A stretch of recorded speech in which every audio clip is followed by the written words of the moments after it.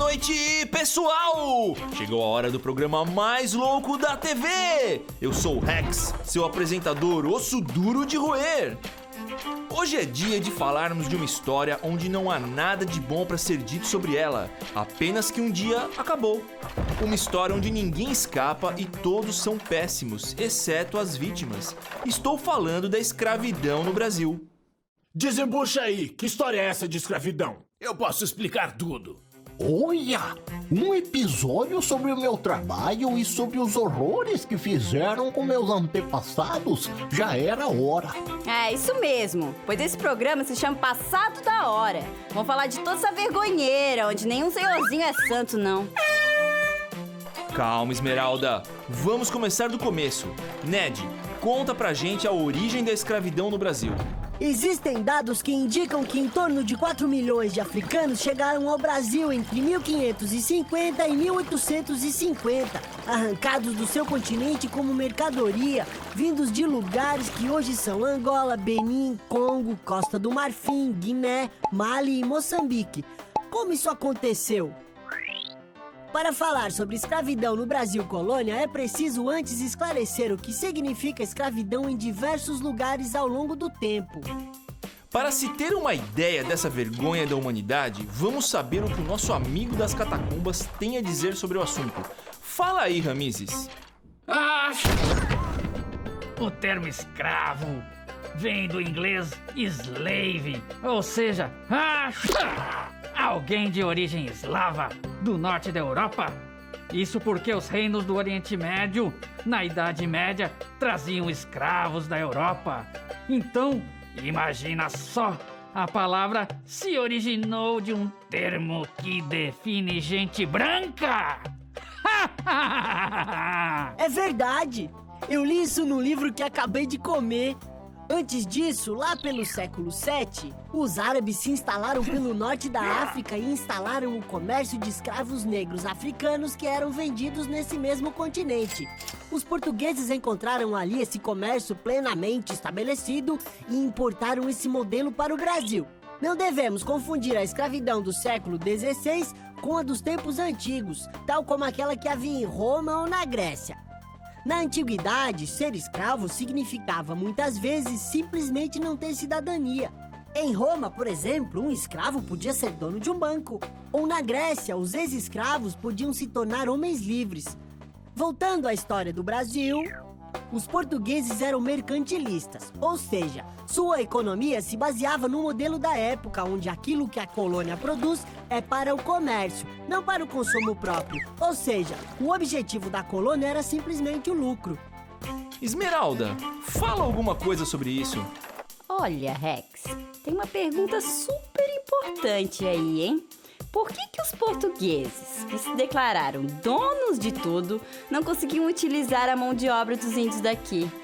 Bom, em primeiro lugar, porque os índios não entendiam esse modelo de trabalho e sofriam com as doenças trazidas pelos europeus. Então os índios acabaram fugindo para o interior do Brasil. E mais, porque Portugal e Espanha já estavam envolvidos com o comércio de escravos de lugares como Cabo Verde, Açores e as Ilhas Canárias. A escravidão era comum inclusive nas culturas africanas. Os portugueses faziam um acordo comercial com líderes tribais e estes lhes vendiam seus inimigos como escravos.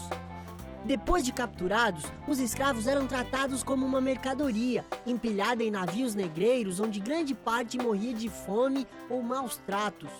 Ao chegarem no Brasil, esses escravos vindos de muitos lugares e com suas próprias culturas, recebiam nomes cristãos e eram colocados em habitações coletivas chamadas de senzalas. Poxa vida, hein? Sorte dos mercadores de escravos eu não estar vivo nessa época. Eu iria devorar todos eles. Mas agora, it's time! Chegou a hora do cara a cara com o Marechal! Fala aí, Marechal!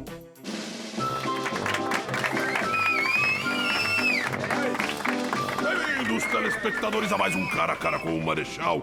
Hoje com um ilustre desconhecido do passado que foi juiz durante a escravidão. Fala aí, ilustre! Sou eu mesmo, Marechal. você está diante do excelentíssimo representante da justiça da época, que inventou 1000 mentiras para justificar legalmente todos os horrores que aconteciam pelo mundo. Isso, eu tinha uma vizinha assim. Fala aí, ô juiz, por que as pessoas faziam isso com os outros nessa época? Porque ao longo dos séculos, a história demonstra que o homem tem muito pouco apego pelos homens e porque todo mundo gosta de fazer vista grossa para as injustiças que acontecem no mundo. Deve ser por isso que você não ficou famoso assim como eu, não é? E essas injustiças aí, no seu tempo eram juridicamente consideradas legais, é? Super legais. Por exemplo, você tem todos os direitos, desde que seja branco e tenha bastante dinheiro. Eu não concordo, não. E pra terminar, uma última pergunta pessoal, se é que você me permite, Você veio do inferno, foi, Não precisa responder. Adeus, ilustre encapetado, digo, desconhecido. E adeus, telespectadores de mais um Cara a Cara com o Marechal, o programa onde só eu sou famoso. Pena eu não ter conhecido esse juiz antes. Será que ele tem uma carne saborosa? Mas antes do meu lanchinho, vamos saber um pouco mais sobre a escravidão no Brasil. E é com você, Ned. Todo tipo de trabalho pesado na colônia era destinado aos escravos, sob o olhar dos capatazes, dos soldados portugueses, dos religiosos e dos colonos. Os maus tratos, o trabalho pesado e a má alimentação faziam com que um escravo tivesse uma expectativa de vida de 10 anos somente. Alguns escravos eram usados para as tarefas domésticas e dormiam em instalações para esse fim. Nas cidades haviam os escravos de ganho, que não eram utilizados em tarefas de trabalho braçal, mas na administração do comércio e na fabricação de manufaturas. Havia muitas revoltas e fugas. Estes escravos fora da lei formavam comunidades independentes conhecidas como quilombos e desafiavam o poder colonial. O mais famoso quilombo estava na região de Alagoas, com o nome de Palmares. Enquanto isso, Portugal lucrava com o comércio de escravos, lucrava construindo barcos para o transporte de escravos, lucrava com produtos produzidos pelos escravos. Eles só lucravam. Que vida sofrida é essa? E o que será que eles escutavam naquela época? Som na caixa, Vitor Vitrola! Olá, caros ouvintes. Infelizmente, os escravos não ouviam Elvis. Graças às batidas africanas, inspiraram um novo ritmo. Agora, para o deleite de todos, vamos sacudir o esqueleto, ouvindo um rit de samba.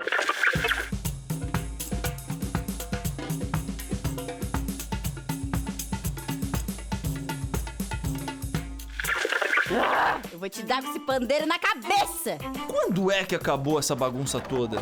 Olha, Rex, a partir de 1822, o ano da independência do Brasil, é que surgiu no Brasil a mentalidade anti-escravista, baseado nas ideias dos filósofos iluministas e nas transformações da economia mundial, impulsionadas principalmente pela Inglaterra. Ai, um horror essa história toda! Olha, Rex, eu sei que a partir da independência do Brasil é que surgiu a mentalidade anti-escravista. Ninguém mais aguentava esse absurdo todo. Os filósofos iluministas cheios de ideias revolucionárias na cabeça que ajudaram a transformar a mentalidade doentia desses bocós. Mas demorou, viu? Foi só com a minha deusa maravilhosa, musa, princesa Isabel, salvadora linda, ela quem assinou a lei que declarava a escravidão extinta no Brasil. Ai, que emoção! Nosso tempo está acabando! Atenção, velharias! A ampulheta está quase no fim! Voltem todos aos seus lugares! Nos vemos no próximo Passado da Hora! Então, cara, o que tem a dizer em sua defesa? Eu mudei! Eu sou um cara legal e todo mundo é igual perante a lei! Eu sou legal! Daqui pra frente eu vou ser legal! Eu juro! Eu vou ser legal, eu juro!